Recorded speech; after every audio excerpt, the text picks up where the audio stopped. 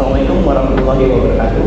Kami dari Fakultas Teknik, Prodi Sistem Informasi, bersedia kami di sini untuk menyelesaikan ujian akhir semester dengan matkul Komunikasi Bisnis dan Teknologi. Kami dari kelompok 3, saya Ida Izzal Ilham dengan NIM 251067105. Saya Farina Dulaidiyah dengan NIM 251067146. Dan saya Fariza Syifa Andriana dengan NIM 251067110.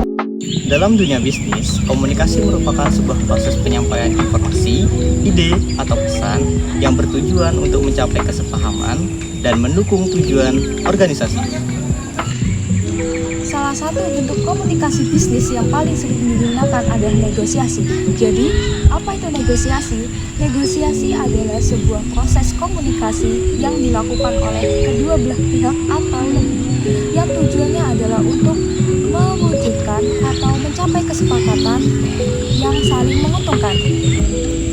Dalam negosiasi bisnis terdapat beberapa strategi yang dapat digunakan.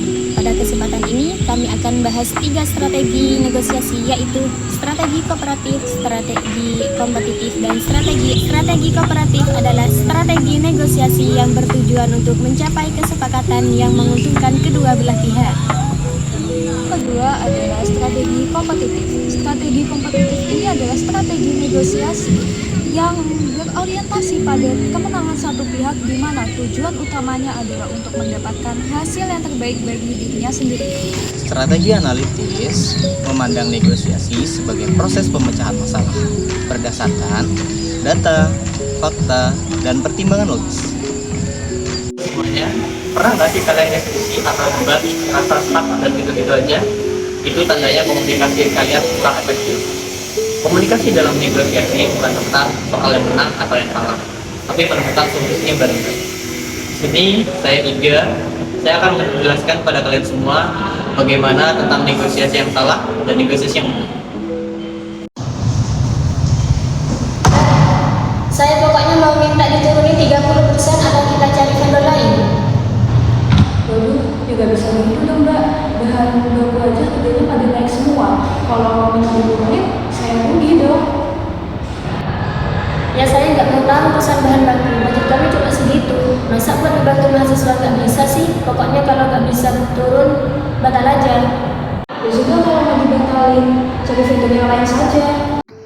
Kelihatan kan tadi tegangnya kayak gimana? Tapi kenapa sih negosiasi tadi bisa gagal? Yang pertama, Mbak Farina itu melakukan bagaimana? Langsung menurunkan harga atau batal.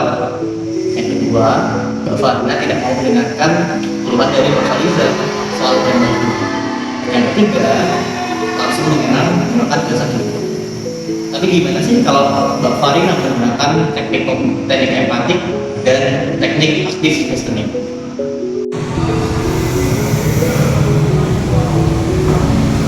Halo Mbak, terima kasih, pengiriman penawarannya cepat banget.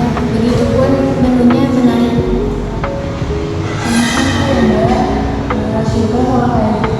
Jadi bagaimana? Gini Mbak, saya sangat tertarik atas kerjasama bersama catering Mbak.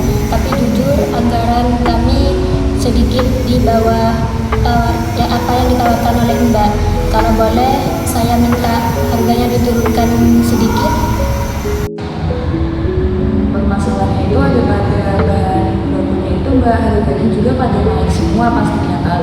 Dan tentunya juga saya rata-rata produk olahan makanan yang saya buat itu rata-rata menggunakan sayuran serta daging. Dan tentunya juga saya memikirkan kualitasnya juga. Sekaligus juga saya nggak mungkin dong membeli bahan baku itu secara asal-asalan juga, nggak menentukan kualitasnya juga. Pastinya juga saya menghitung keuntungan serta modal yang saya keluarkan dari itu. Mengerti, harga bahan baku nggak stabil, tapi saya ingin kualitas makanan tetap terjaga. Bagaimana kalau daging sapinya sedikit dikurangi dan bisa diganti tambahan ayam? Apakah itu bisa masuk di budget kami?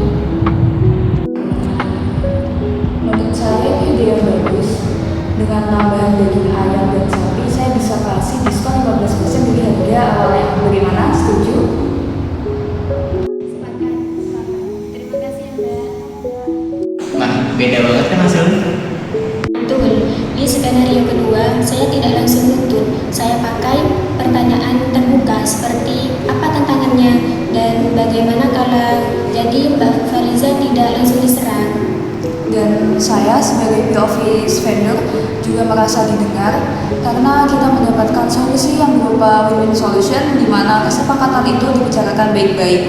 Saya tidak rugi dan Mbak Farina pun mendapatkan harga yang pas. Jadi teman-teman, kunci komunikasi dalam negosiasi itu ada 3. Yang pertama, dengarkan lawan bicara. Yang kedua, jaga nada bicara dan bahasa tubuh. Yang ketiga, fokus pada solusi bukan posisi. Semoga bermanfaat.